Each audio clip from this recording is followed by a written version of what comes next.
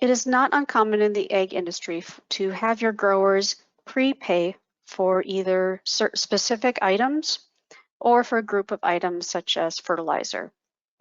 Could come in December and hand you a check for $10,000. You can say this is against fertilizer for next year. So within Levridge and using Microsoft Dynamics Finance and Operations, we can actually set those up and apply those as needed for your customers.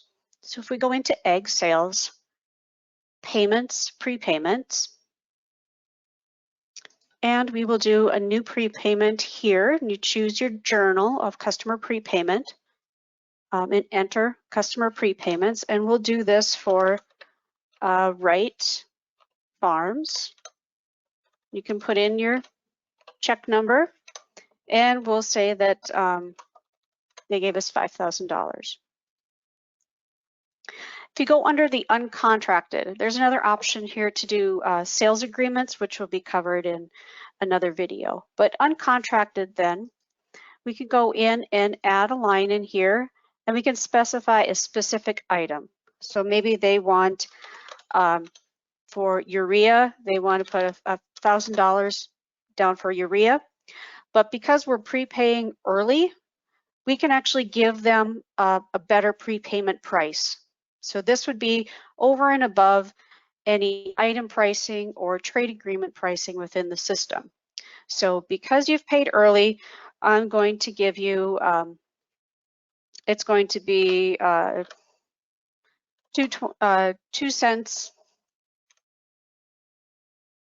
And we will go in and add another line in here, maybe for the remainder of it to go to a specific category, and we'll just say fertilizer for this example. And here we'll put the 4,000 against fertilizer. Now, as well with the sales category, you do have the option to add a price group here. What that will get you is a discount percent that you could apply towards anything when this prepayment is used against fertilizer.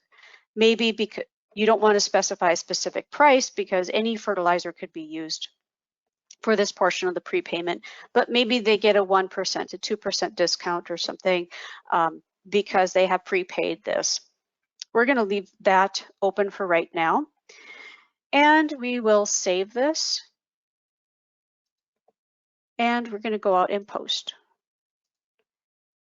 Now this will post this. If we go into the customer record, you can actually see that they have a credit on their account. It's a prepayment credit.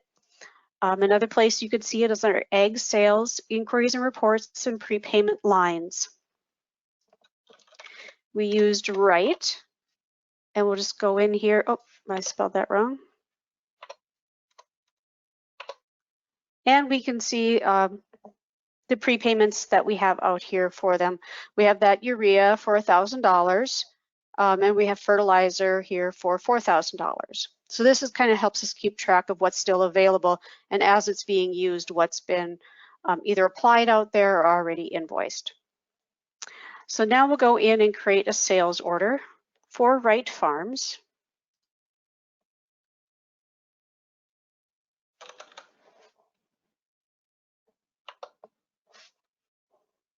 And we are not going to split this one in this case. We will put it in here for urea for 1,000 quantity. And at the same time, we will put in potash, we'll say, for 1,500. So now at this point, if we go over here and take a look, we can see that that urea, our first line, it applied the prepayment. It applied a prepayment at $22.50, but it also brought in that special unit price. So urea typically does not have this unit price, but because we applied this prepayment to it, it updated the unit price. And then it also applied that fertilizer prepayment in for the potash. So now when we go ahead and invoice this,